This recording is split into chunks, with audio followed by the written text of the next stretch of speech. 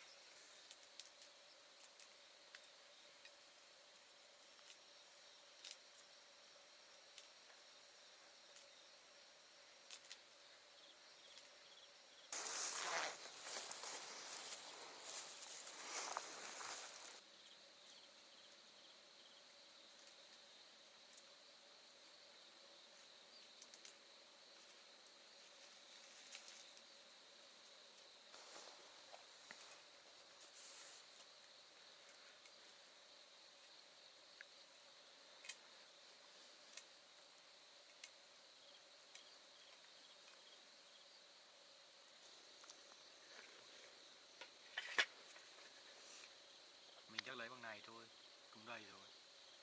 Bây giờ mình mang ra chợ bán.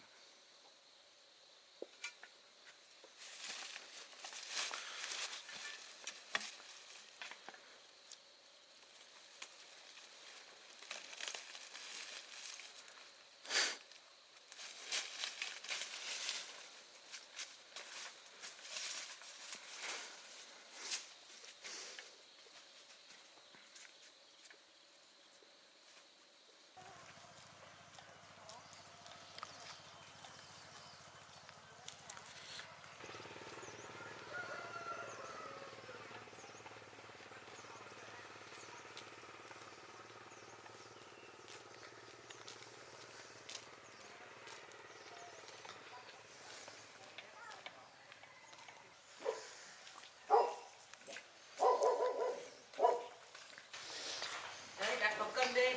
Vâng.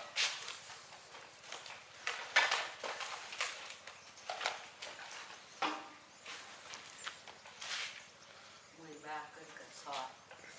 Đấy cứ Đổ đâu bà? cứ lấy cái bao đổ cái bao.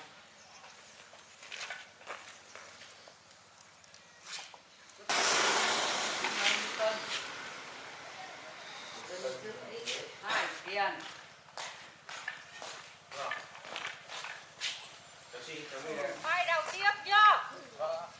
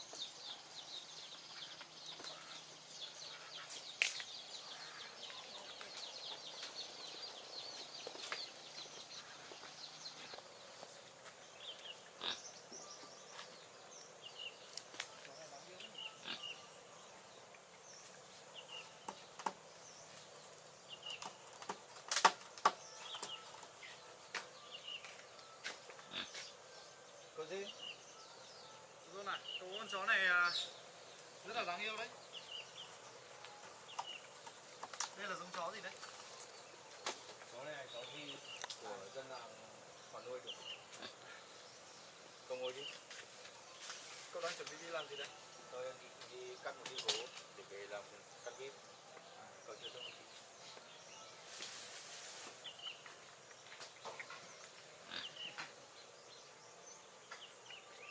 Con chó này được bao nhiêu người tuổi rồi? Tôi cũng vừa tìm thấy được chú chó này. Tôi có mua được một chút hoa quả. Mà cậu uống đi. Mà hôm nay anh không đi làm gì à? Hôm nay tôi cũng không làm gì cả.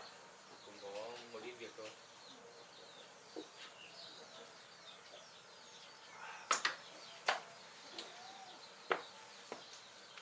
Như hôm trước tôi đã gặp cậu. Tôi cũng muốn là hôm nay đến thăm cậu một chút. Tại vì tôi cũng nghe qua dân làng người ta nói ấy, là có một người đi tù về ở trên khu vực này. Thì thấy cũng khá là lạ. Thì là tôi cũng mới nhớ đến cậu. Cho nên cũng muốn là đến hôm nay đến thăm cậu xem mọi thứ thế nào. Thế tôi đi tham quan một vòng. Thế để tôi đưa anh đi. Ai da, trang trọng của cậu bây giờ nhiều gà phết nhỉ? Mà toàn những giống gà bé chứ. Gà này là con gà của những chú gà của Việt để lại. Tôi nhân giống được. Bên này tôi có một chú ngan đang để trứng, cũng đang ấp. Ui, đẻ nhiều trứng đấy. Đôi, 4, 6, 8, 10, 12, 13 quả trứng. Đây còn ấm này. Những chú vịt này đang ấp cũng sắp nở rồi. Còn trên này thì có mấy con gà cũng đang ấp rồi. Kể ra cậu cũng nuôi giỏi phết. Vì tôi ở trong kia thì cán bộ cũng chỉ dạy tôi nhiều về những cuộc sống hàng ngày. Ý là ở trong đấy là cậu sẽ được người ta đào tạo về cách chăn nuôi các thứ luôn. Đúng rồi. Tổng cái lượng gà ở đây của cậu với vịt bây giờ là bao nhiêu con? Tính tổng ở đây thì số gà vịt của tôi được tầm 70 con. 70 con. Là khoảng 70 con. Thì bên này có mấy con ngỗng, bên này thì mấy chú ngỗng này cũng chưa tự nhiên đâu, vì chưa phải thời gian đẻ. Chó con. Cậu kiếm được con chó con không hay phết. Nó tên là gì? Đen này. Đen. Đen. Về đây. Nào, không đuổi gà, không đuổi gà.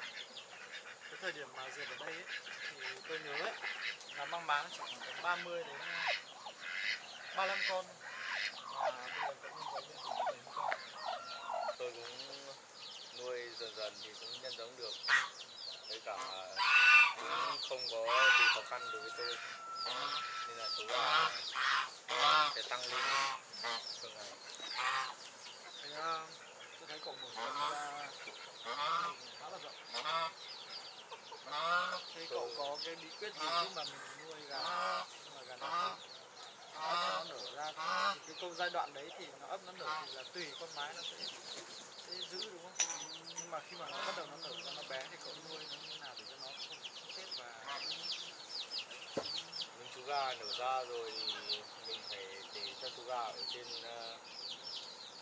khu của gà mẹ đẻ trứng để 1-2 tuần, xong mình mới hạ xuống ổ, rồi nhốt vào một cái lồng riêng, rồi chăm chúng từng ngày như cám, hạt nhỏ hoặc gạo.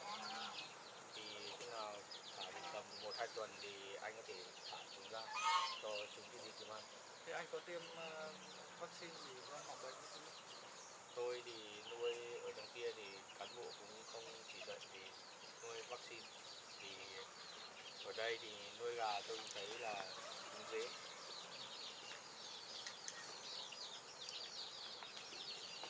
Anh đi sang bên này xem mấy chú gà thế này. Ố, rau làm gì có những con gà trống mà nó to như thế này. Thì đây là những chú gà trống tôi lọc ra của những gà bé ở dưới để tôi chiến chúng. Thì nó to lên hơn. Cậu chiến hả? Vì chú gà này tiến lên thì con gà sẽ phát triển được mạnh hơn, tầm 3-4 cân trở lên cơ. Thế kể ra nếu mà cậu chăm nuôi mà cậu cứ tiếp tục nhân giống như thế mở rộng vườn, khả năng là cậu cũng nên bán gà cũng tốt phết đấy. Tôi cũng đang có ý định là chờ những chú gà này to lên thì mang ra chợ bán. Đây cậu làm vườn rau đằng sau này à? Làm vườn rau ra đằng sau này hả? Đúng rồi. Nhưng mà sao tôi nhìn cái rau của anh có vẻ như nó hơi tàn một tí thì phải. Vì những chú gà này tôi nuôi cũng được to, phát triển mạnh nên là lắm lúc thức ăn của chúng không đủ nên là chúng bay vào đây ăn của tôi một vài cây rau. Tôi đang phát triển thêm mấy luống bên này, tôi gieo rau rồi. Đôi khi nuôi gà nhiều quá nó cũng như vậy. Nếu mà cậu muốn không liên quan gà nó không ra ăn thì chắc khả năng cái này cậu phải rào cao tầm này. Tôi cũng ý định tôi cũng phải rào cao lên, không là mấy chú gà tôi là phái những luống rau.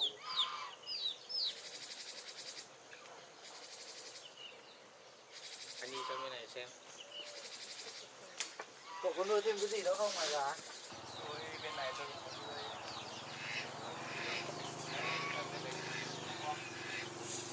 Anh nuôi giống lợn gì? Đó này nhá.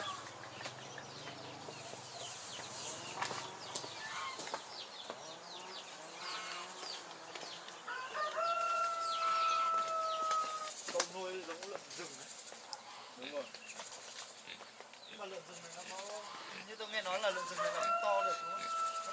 Nó bé như này luôn. Lợn này tầm 20-30 cân này. Vậy nhưng mà cái giá của nó thì sao? Tôi cũng mua được lại của người dân. Ý là mình có thể nuôi làm kinh tế được không? Cái giá bán của nó ấy. Giá bán của nó thì cao hơn rất nhiều. Vì chúng suy yếu. Vì những chú lợn này được lai, con này được lai. Tôi mua một con về để xem đất đai đây có phù hợp với nuôi lợn không. Mua thêm 1-2 con nữa để cải tạo căn vườn được. Ê, nếu mà bây giờ cậu nuôi con lợn ấy mà làm kinh tế tốt ấy thì cậu mở rộng ra từ đây đâm ra thì còn về vấn đề vốn nếu mà cậu có thì cậu có thể chọn hỗ trợ cậu. Nhưng sao cậu nuôi được mình làm kinh tế được rồi. Thì có gì thì tôi sẽ tiếp tục gánh sau. Thì về việc này tôi cũng đang phát triển.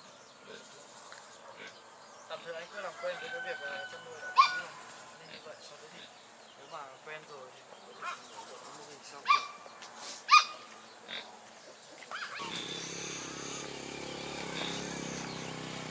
Anh ngồi ở đây nhé, chờ tôi chưa hoàn toàn. Để làm việc không? Được anh.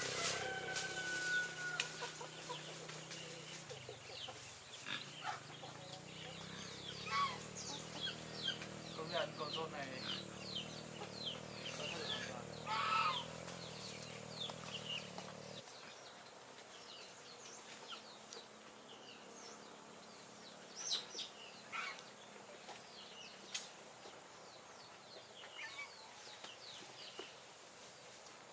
À, căn nhà cậu ấy cũng đã sửa lên rồi.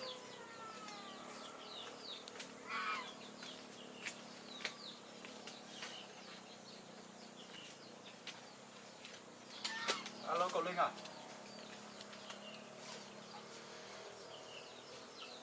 Được rồi. Tôi nghe rồi. Cậu đợi tôi một lát nhé.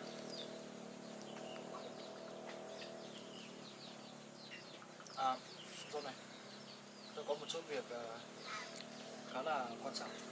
Chắc tôi xin phép tôi phải đi luôn. Tôi có một chút việc chắc tôi phải đi luôn. Với lại tôi cũng có một số chuyện muốn nói với anh. Nhưng chắc có lẽ sẽ để dịp khác. Thế thì anh cứ đi xử lý công việc của mình đi. Không thì chiều anh quay lại. Tôi cũng muốn mời anh một bữa cơm. Vậy thì tối tôi quay lại.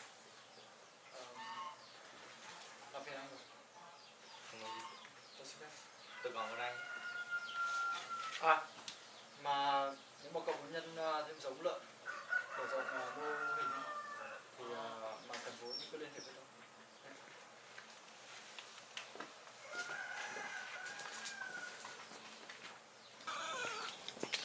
Rồi anh quay lại nhá. Được rồi, tôi sẽ quay lại.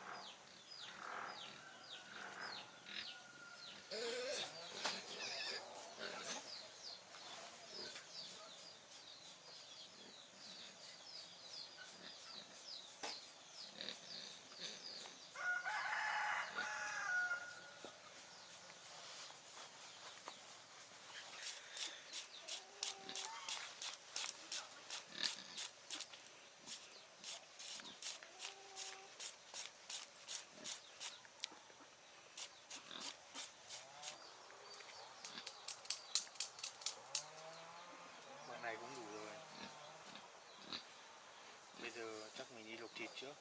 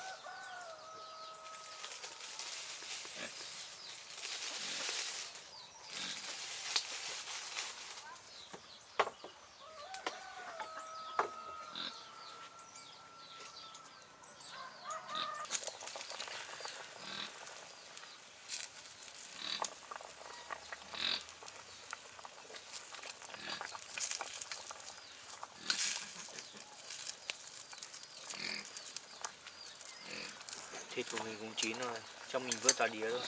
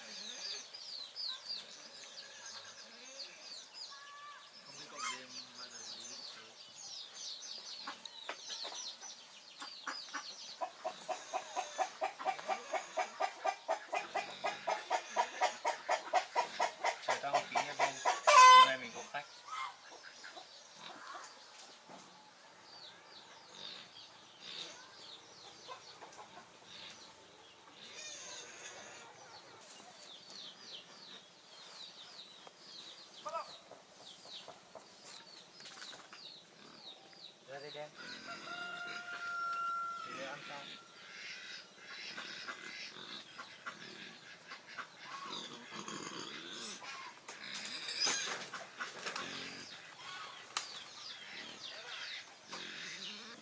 Rồi anh Jim chào cậu nhé. Cậu nấu cơm xong rồi à? Hôm nay tôi nấu cơm tiếp đái cậu lên món. Đây, tôi cũng có chuẩn bị cái này Tôi cảm ơn. cùng với cơm. Công nhận cậu mới ở một thời gian thôi nhưng mà cái nơi này của cậu hoàn toàn như kiểu là một khu hoàn toàn mới luôn rồi. Tôi cũng thay đổi trang trại được một thời gian, công sức mình bỏ ra cũng không có nhiều, thì tôi cải tạo được cái trang trại này cũng nhờ anh giúp đỡ. Tôi thấy được như bây giờ thì tất cả là nhờ công sức của cậu cả. Tôi cũng hoàn lương, cũng sắp xếp được một số công việc nên bây giờ tôi không vất vả mấy. Thế, dọn đây cậu làm những công việc gì? Tôi đợt này tôi cũng đi thu hoạch một số loại hoa quả trong rừng, cũng kiếm được một chút tiền, cuộc sống cũng khá giả hơn một tí. Thế là tốt rồi. Vậy thì chúng ta chúc mừng cho cậu đi. Cảm ơn anh. Mừng cậu nhé. Chúc mừng cậu đã phát triển nơi này thành một nơi khá là lý tưởng.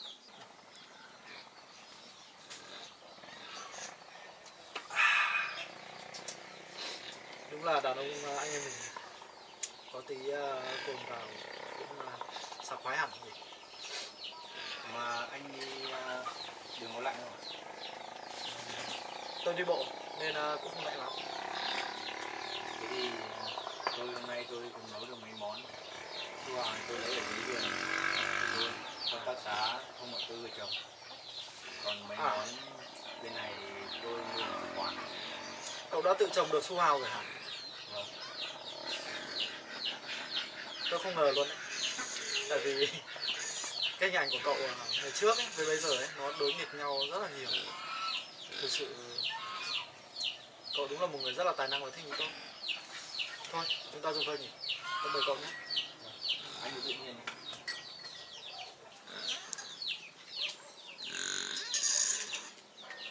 Bên ngoài su hào ba cậu còn trồng thêm cái gì? Tôi có cải tạo được thêm mấy con dưa này. Dưa chuột à? Hay dưa hấu? Dưa chuột để leo ấy. Bây giờ cũng phát triển được vươn ngọn rồi. Trong tầm 1-2 tuần nữa là có thể ra quả non. Thế tôi đang thắc mắc là cậu đất đai của nhà cậu đã bị trùng tu hết rồi mà. Cậu lấy đất rồi. Tôi lúc mới ra trại xong thì tôi có cán bộ gọi tôi lên để quy hoạch mấy mảnh ruộng của hợp tác xã cho. Của hợp tác xã à? Thì chú công an đấy đã cho tôi mượn một mảnh đất thì tôi cải tạo lại được rồi. Vậy thì tốt quá. Thôi, mình lại tiếp đi. Chúc mừng cậu nha. Tôi thấy cuộc sống của cậu bây giờ như thế này tôi rất mừng. Tôi cảm ơn anh.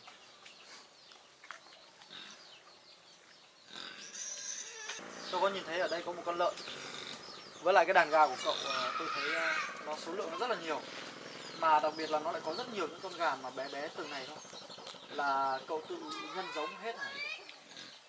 Số gà kia thì mấy chú gà mẹ kia để trứng. Còn cái thời gian tôi ở trong tù kia thì các cán bộ có thể hướng dẫn tôi làm những công việc thường ngày, nên là tôi có thể cho chú gà mẹ ấp mấy quả trứng đấy nở ra nhiều đàn con. Còn chú lợn kia thì tôi học được nhiều thứ ở trong trang trại tù, thì tôi đã mua lại của người dân rồi tôi mang về nuôi để Tết tôi mang ra ngoài chợ bán kiếm một chút tiền. Vậy kể ra cậu cũng là một người rất là giỏi. Tại vì trước đấy tôi gặp cậu thì cậu là một con người hoàn toàn khác. Cho đến bây giờ thực sự tôi gặp lại cậu tôi thấy dường như cậu có rất nhiều những cái kỹ năng về cuộc sống và hầu như là thay đổi hết những cái tính cách của cậu ấy. Tôi thấy thực sự rất là mừng cho cậu luôn. Mà dạo này cuộc sống của cậu như thế nào rồi? Tôi hả? Đúng rồi. Nào, chúng ta làm phát nữa rồi tôi kể cho bạn nghe.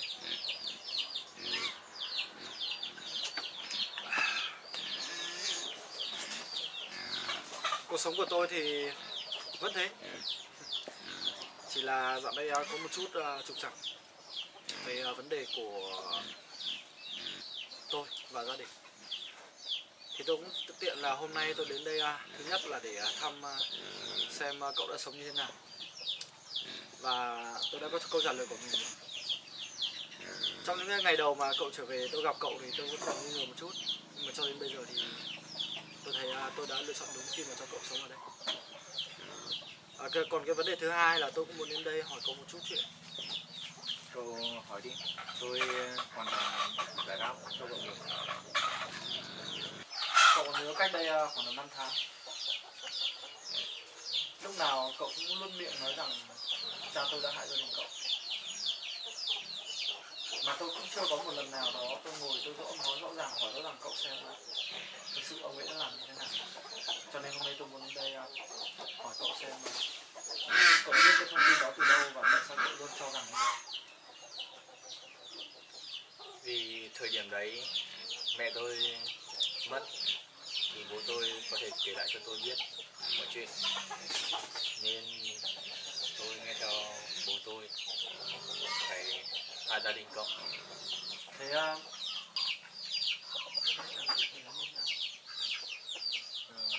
Anh hỏi công việc đấy thì ngày xưa bố tôi kể lại với tôi rằng bố bắt của cậu là bạn của bố tôi, nên hai người chưa rất thân với nhau. Hai người có thể đi làm chung một đồi ngô. Thầy bố tôi bảo là thu hoạch được một chút tiền, đầu tư vào một dự án chung nhau. Từ lúc phát triển sườn gỗ là bố tôi bảo là bố bảo tôi vào thì làm cùng. Bố tôi ký vào hợp đồng nên là bố tôi chiếm hết tài sản của gia đình tôi. Tôi chỉ nghe được bố tôi nói đến đấy thôi. Tôi không biết công việc đằng sau là như thế nào. nghe bố của cậu nói gì về Diệp chưa? À đúng rồi, tôi cũng nghe bố tôi kể rằng về Diệp, cô ấy rất giống với mẹ của cô đấy. Như kiểu là bố tôi có quen biết mẹ của Diệp, nhưng mà tôi cũng không biết rõ về câu chuyện đấy như thế nào. Tôi cũng đã từng nghe. Gia đình của tôi rất là nghèo, nhưng bỗng một ngày cha của tôi trở nên giàu có, và vì thế nên chúng tôi mới có ngày hôm nay. Cái câu chuyện cậu chia sẻ thì thực sự rất là khớp với những gì mà tôi đã nghe, nhưng tôi chỉ mong rằng đó không phải là sự thật. Nếu mà đó là sự thật thì tôi sẽ có lỗi với cậu rất là nhiều.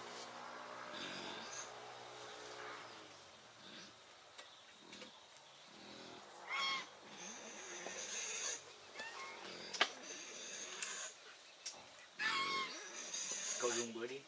Chúng tôi vậy.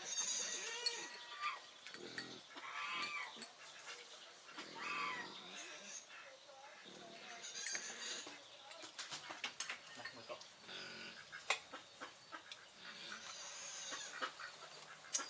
Đồ ăn hôm nay cậu nấu rất là ngon đấy.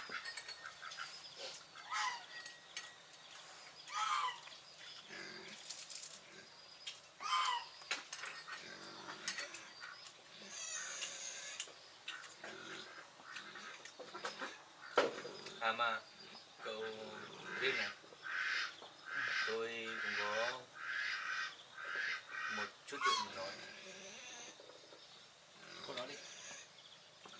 Tôi mượn của anh ở đây trang trại này đúng một thời gian, chắc nếu tôi phát triển được nhiều thì tôi có thể trả lại anh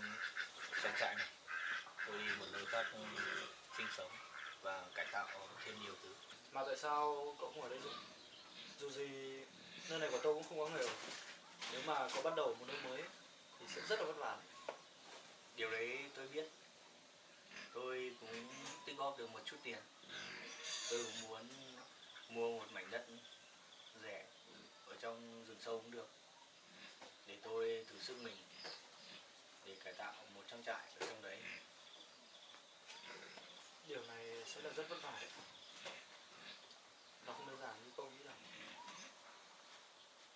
Vì tôi mượn trang trại của anh cũng được một thời gian rồi, tôi cũng rất phiền anh, nên là tôi muốn gửi lại để anh làm những công việc khác. Thực ra khu vực này tôi không có ai ở đây cả. Nếu mà cậu không ngại thì cứ ở đây. Không cần phải vất vả như thế đâu. Cậu cứ suy nghĩ kỹ. Nếu bắt đầu một nơi mới thì sẽ cực kỳ vất vả. Mặc dù cậu sẽ thoải mái khi mà đó là vùng đất của cậu, thì cậu sẽ thoải mái làm cái điều này điều kia, nhưng mà vất vả. Cứ suy nghĩ cho kỹ.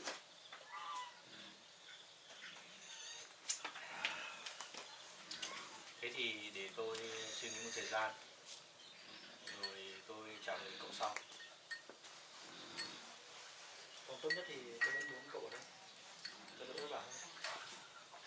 Cũng phải rất là khó khăn để xây dựng được cái cuộc sống như bây giờ.